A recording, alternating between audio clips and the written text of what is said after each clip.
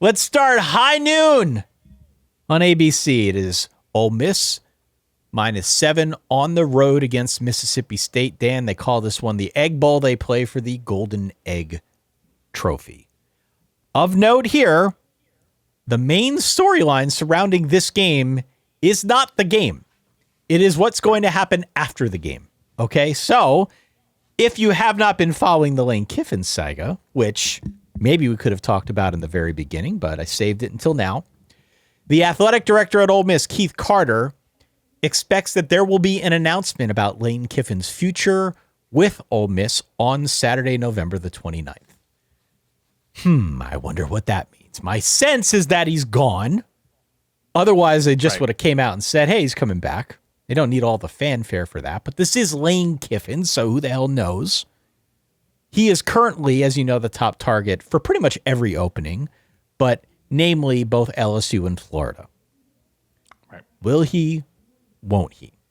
That's the first thing. The second is, I think what we're going to get after this game is some clarity, more to your point earlier, about how Ole Miss even fits into the playoff. Assuming they're a playoff team, they've got like an 81% chance of getting in. They can still technically get into the SEC title game. They would need to win this one. They would need for Texas to beat Texas A&M. They would need for Auburn to knock off Alabama. So if they hit that parlay, then we could be talking about Ole Miss in the SEC title game. Or they could just win the Egg Bowl. They could lock in a home game in the first round of the playoffs, which I think is the better option, but multiple ways now. Again, 81% chance for Ole Miss to get in here. On that point, though, one final statement, and then I'm going to kick it over to you. Please. I want to mention this again because I don't think I have been clear enough as I go through my little playoff chaos scenarios. Having a first round bye is a perk, yes? We would agree on that? Yes. That's a perk. That's the intention, yeah. The intention is it's a perk.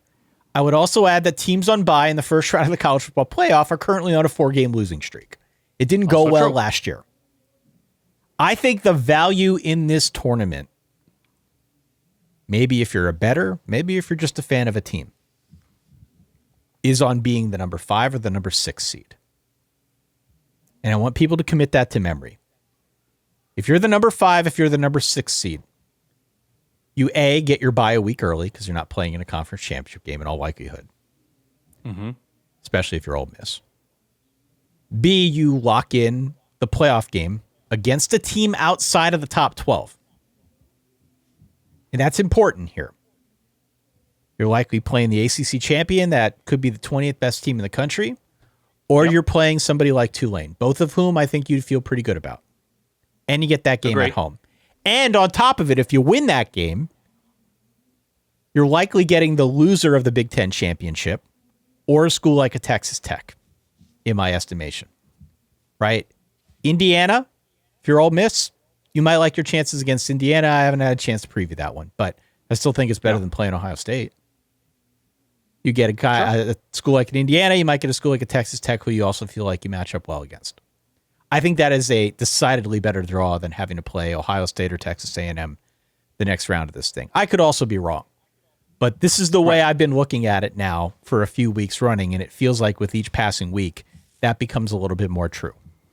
Yeah, and we should say, by the way, I don't want to make this whole show about playoff and playoff possibilities and looking backwards, looking forwards. The way the top 4 is determined has changed.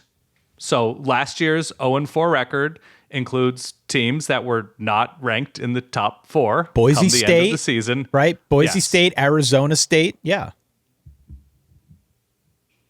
Oh, you broke up. Can you hear me? Yeah. I said check. Can you hear me? I can hear you. Can you hear me? Okay, now you're good. Yeah. You cut off after Boise State, and then it went. Boise State, Arizona State were both in that top 4, yeah. Oh, broke up again. Jesus. I'm saying Boise State and Arizona State is what I'm saying. Okay. All right. I'll do it again. Do it again. Yeah, I mean, Boise State, Arizona State, both of those teams were in the top 4 in last year's bracket, and neither of them in the current iteration would be in the playoff, but they certainly would not be getting a first round bye. Right. And so, yes, and it was Georgia winning the SEC, Oregon taking on Ohio State after Ohio State had one of the weirdest losses ever, and everybody knew Ohio State was one of the best teams in the country. So maybe last year was just a weird unicorn year, but I think I hear what you're saying, and I think just because of the timing of it all and the amount of time off, I still agree with you. Yeah. But it is a nothing sample size, just 1 year. But I'm still with you. And, we also have, and we'll get to this momentarily, like we have a Georgia team who's already done with their SEC schedule. And so they don't really have any calculus in terms of like what they do this week affecting their chance or not getting a chance to play for the SEC championship game, which also kind of seems like a long shot, I think, for Georgia to play in the SEC championship game, weirdly enough, as they seem like one of the best teams in the country right now. So, yeah. The calculus is going to change immensely. I think the big thing is you just don't want that second loss. You don't want to be lumped in with a lot more teams in a decision-making process. If you're Georgia, if you're Ole Miss, whoever. I think that's where we are. Yeah, and by the way, speaking of stakes, not to overlook Mississippi State, but if Mississippi State wins this game, they're going to a bowl. It's huge. Which would be a very big deal. Again, the over-under was 3.5. I've said it till I'm blue in the face here. But they're one of the better stories in college football this season because of the success that they've had. They've been dangerous. They have been fun to watch. They have been legitimately dangerous. Absolutely. So there are stakes on both sides of this one, Dan. Where do you come down on this matchup? It's a weird one to preview because you don't know what is going on at Ole Miss, right? That even something could come out the morning of, something could leak, and then the Ole Miss team finds out that Lane Kiffin's going to take your pick of whatever school. I mean, there are job openings that we might not even know about at time of recording that Lane Kiffin knows about and might be interested in. So that's something, too, to consider. The game is on the road, right? It's Ole Miss in Starkville. That's correct. So it's going to be a huge wave of negative emotion surrounding Lane Kiffin and his future behind the Ole Miss sideline. This game is already a game that's fraught with a ton of emotion and vitriol. I like Ole Miss here. I don't know if I like the points. I feel like this is going to be, I mean, this game is always feels like a strange game. As soon as a team seems like the obvious better team, contender, team to win by 14, 24 points, whatever, then it's a 3-point game. No. There just seems to be that kind of weirdness, especially when that team, that favorite, is on the road. I'm going to take the points here. I think both of these teams will be able to run. Yeah. And in those types of scenarios, when you're able to control some of the game on the ground, you're controlling clock, you're keeping defenses on the field, and then fourth quarters become wild cards. And so in that situation, I think I like Ole Miss to win close, but I'm happy to take the points. And look, my credo of taking a good defense at home as a dog. Mississippi State does not have a good defense. They're just a lot more competent than they've been. So I'm going to take Mississippi State to cover this game, to pop some big plays against this Ole Miss defense, be it on the ground, be it through the air, whatever. I just think we have a back and forth game in front of us. I think the college football guys are going to say Egg Bowl and Lane Kiffin's job future is in doubt. We're not giving you a routine game. There's just zero chance. I believe in the higher powers of this sport, and I don't think there's any way we get Ole Miss won 28-14, and they just look like the better team. I just don't see that as anything that's going to be in the cards. Yeah, normally I'd say Ole Miss is 14 to 17 points better than Mississippi State. Right. But my hesitation is the distractions. Because of Lane, because of the fact that this is in Starkville. This is just the fourth, count them, 4 road games this season for Ole Miss.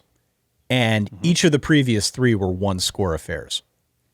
And Mississippi State's been very good against the point spread. They're 73% against the point spread, something like that. So Vegas has had a hard time getting a fix on the Bulldogs this year.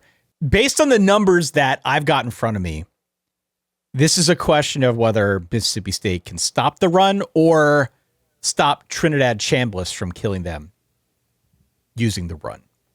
I think this looks like a very big game for one of those two guys. Probably not both, but Trinidad Chambliss, Kawan Lacey, one of those two guys is going to eat in this game. And that's why I like Ole Miss to win and cover this point spread. Because to your point, rivalry game, on the road. I like having that good matchup on the ground that can dictate the tempo. I think that's a big advantage for Ole Miss here. If they do need to pass, they're also very good at passing too. Let's be real about that. Trinidad Chambliss has been outstanding. There's a good matchup there as well. In that, Mississippi State likes to sit in a zone about 60% of the time. Ole Miss, as a passing offense, fourth best passing team nationally against zone coverage. So that tends to work to their advantage as well. I like to lean on the teams that have what I think is a definitive advantage on the ground in a rivalry spot because, hey, hostile setting, on the road, it's easy to make opposing quarterbacks see ghosts, right? I would much prefer having a school on my sheet here that is better on the ground and has a good matchup on the ground. So I'm very mixed on this one. I am not at all confident. I think Ole Miss wins. I think they barely cover. I've got it at 33-25. But I agree with everything you said. It probably will be weird. We will see a fair amount of weirdness here, especially because of the off-field stuff that will probably bleed over into this game to some extent. 33-25, I think Ole Miss gets the dub. Now, here's the question. It's either a yes/no answer. Does something get leaked before the game kicks off? Yes, 100%. I say yes as well. 100%. Yeah. It's too big not to. It affects too many things. 100%. Yep.